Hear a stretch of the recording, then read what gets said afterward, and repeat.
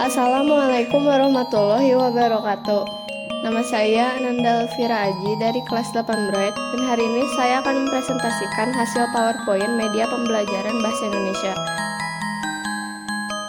Ada 4 materi, yaitu teks berita, teks iklan, slogan dan poster, teks puisi, dan teks literasi. Materi pertama yaitu teks berita.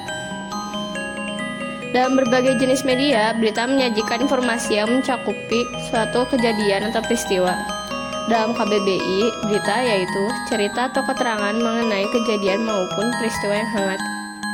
Menurut tokoh Neil McMillan, berita merupakan gabungan fakta dan peristiwa-peristiwa yang menimbulkan perhatian atau kepentingan bagi para pembaca surat-surat kabar yang memuatnya.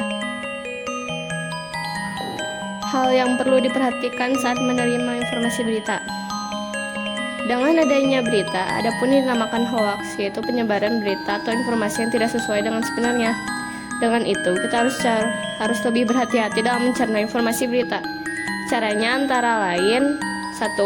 Mengecek apabila ada artikel lain yang mencakupi berita tersebut, atau 2. Mengecek bila berita itu akurat atau tidak.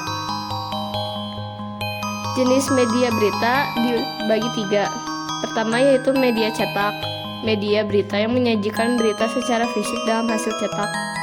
Contohnya yaitu koran, majalah, dan tabloid.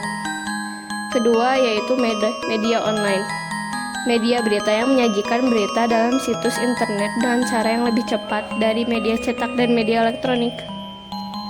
Ketiga yaitu media elektronik. Media berita yang menyajikan berita secara verbal dan visual di alat elektronik. Contohnya yaitu radio dan televisi. Unsur-unsur adiksi Mbak. Unsur-unsur adiksi Mbak dibagi menjadi 5. Pertama yaitu apa, digunakan untuk menanyakan informasi umum tentang suatu berita. Kedua yaitu di mana, digunakan untuk menanyakan tempat terjadinya suatu kejadian atau peristiwa dalam berita. Ketiga yaitu siapa, digunakan untuk menanyakan tokoh atau orang-orang yang terlibat dalam suatu berita. Keempat yaitu mengapa, digunakan untuk menanyakan alasan dibalik terjadinya suatu peristiwa atau kejadian dalam berita. Yang terakhir yaitu bagaimana, digunakan untuk memberi kesimpulan proses atau cara sampai terjadinya suatu peristiwa. Contohnya sebagai berikut. Struktur berita terbagi menjadi 4 kategori. Pertama yaitu judul.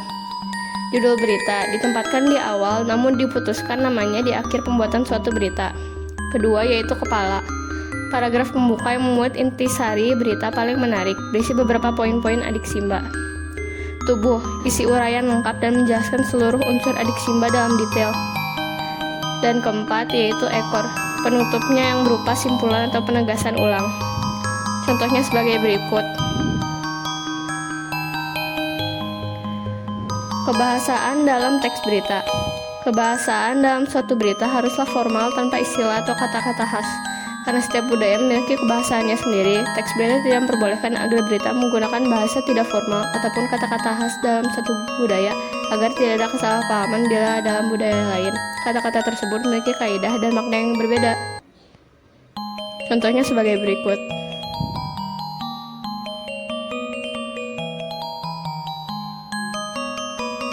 Teks, iklan, slogan, dan poster. Pengertian iklan, slogan, dan poster. Poster yaitu fokus lebih pada kata-kata dan gambaran, biasanya digunakan untuk promosi. Kedua yaitu slogan, memfokus lebih kepada kata-kata ajakan. Yang ketiga yaitu iklan, sejenis promosi dalam berbagai jenis media. Contoh iklan sebagai berikut.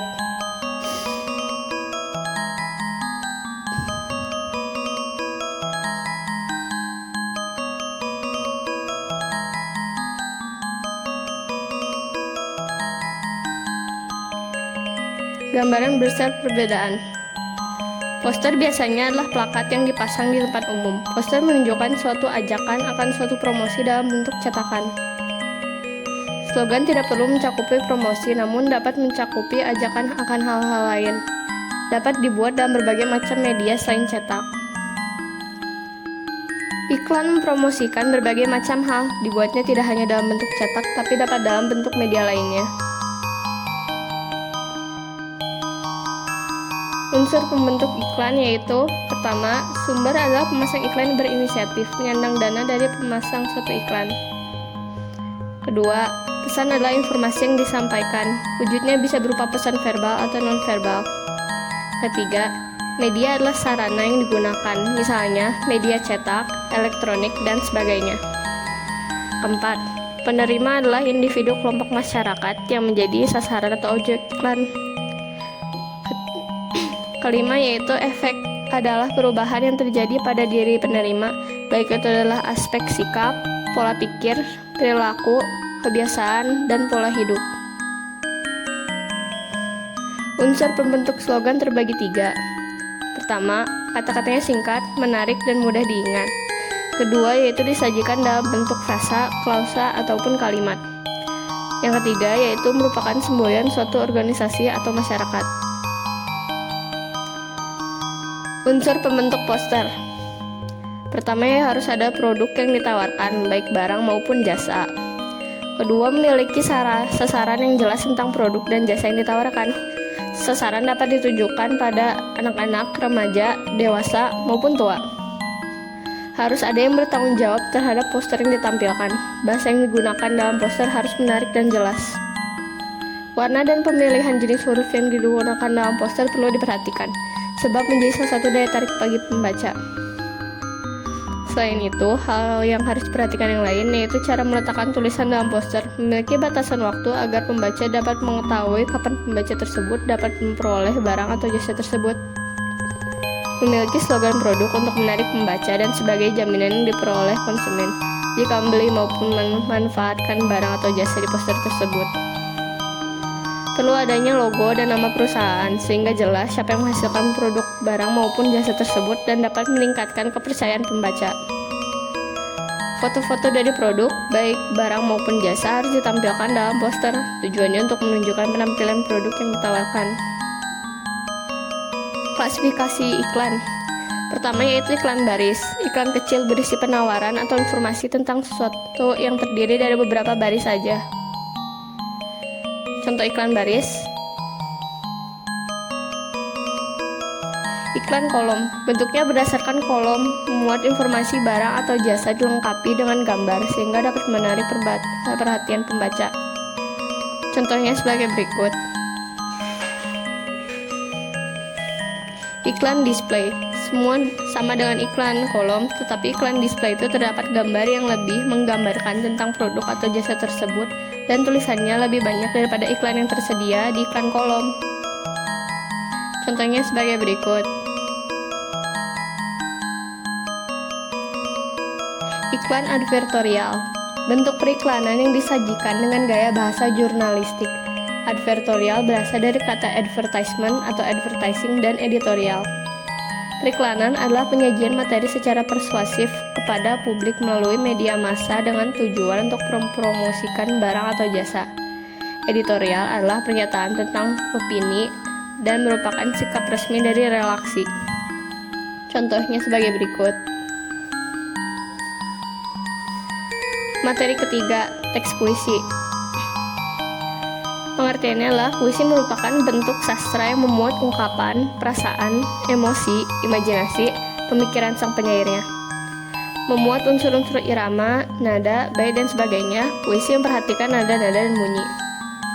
Setiap puisi memiliki arti yang disampaikan oleh penyairnya melalui bentuk sastra. Unsur lahir terbangun dari 6 jenis kategori: tipografi, diksi, imaji, kata konkret, gaya bahasa, dan rima.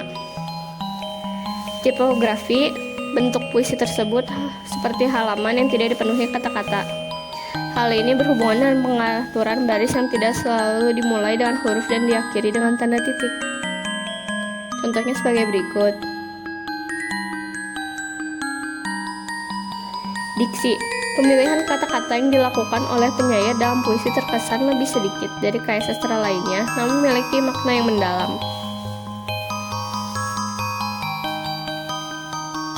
Imaji, kata atau susunan kata yang mengungkapkan pengalaman indera. kata konkret. Kata yang memungkinkan munculnya imaji karena dapat ditangkap indera yang berhubungan dengan kiasan atau lambang. Gaya bahasa, penggunaan bahasa dan menghidupkan atau meningkatkan efek serta menimbulkan konotasi tersebut dengan bahasa yang memancarkan banyak makna. Kata lainnya adalah majas. Rima adalah persamaan bunyi, baik awal, tengah, maupun akhir. Contoh puisinya sebagai berikut. Yang pertama adalah puisi oleh penyair asal Indonesia, Sapardi Djoko Damono. Kedua adalah puisi oleh penyair asal Prancis, Arthur Rimbaud. Unsur batin. Unsur batin memiliki 4 jenis unsur inti: tema, makna, nada, rasa, dan amanat. Tema atau makna, hal yang paling dalam pada sebuah puisi. Tema atau makna ini dapat menjadikan puisi memiliki kesan dan arti mendalam bagi penulis atau pembacanya. Rasa merupakan sebuah sikap dari penyair mengenai pokok permasalahan yang berbeda dalam puisi. Rasa yang berbeda dalam puisi.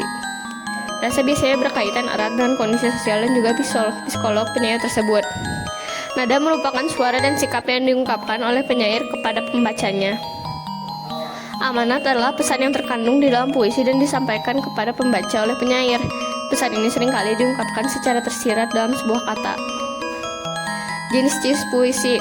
Jenis-jenis puisi terbagi menjadi 2 jenis, puisi lama dan puisi baru.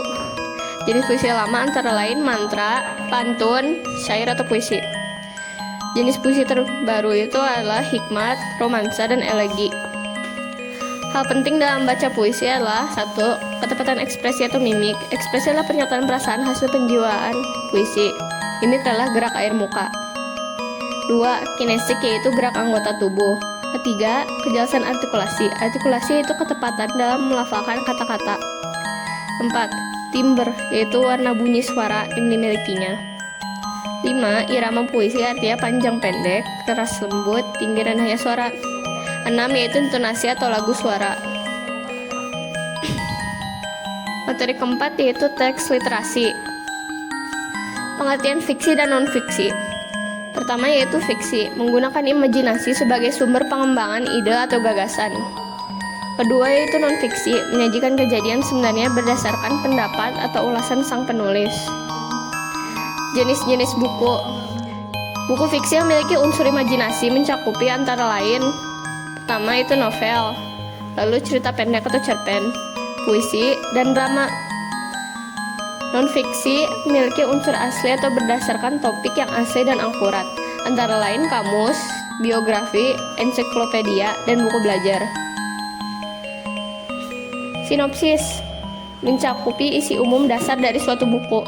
Fiksi maupun non-fiksi biasa memiliki sinopsis. Sinopsis biasa terletak di bagian belakang sampul buku. Indeks. Indeks memuat istilah kata-kata penting dan sebagainya. Diaturnya dengan sebagai huruf abjad. Fiksi biasanya tidak memiliki indeks. Perbedaan antara sinopsis dengan indeks. Sinopsis lebih mempersingkat dasar isi buku dan indeks mencakupi istilah-istilah dan kata-kata penting dalam suatu buku. Glosarium memuat informasi tentang kata-kata atau istilah sulit beserta pengertiannya. Perbedaan antara indeks dan glosarium, indeks lebih memuat kata-kata atau istilah pada susunan abjad saja. Glosarium mencakupi pengertian mudah dari istilah-istilah dan kata sulit pada indeks.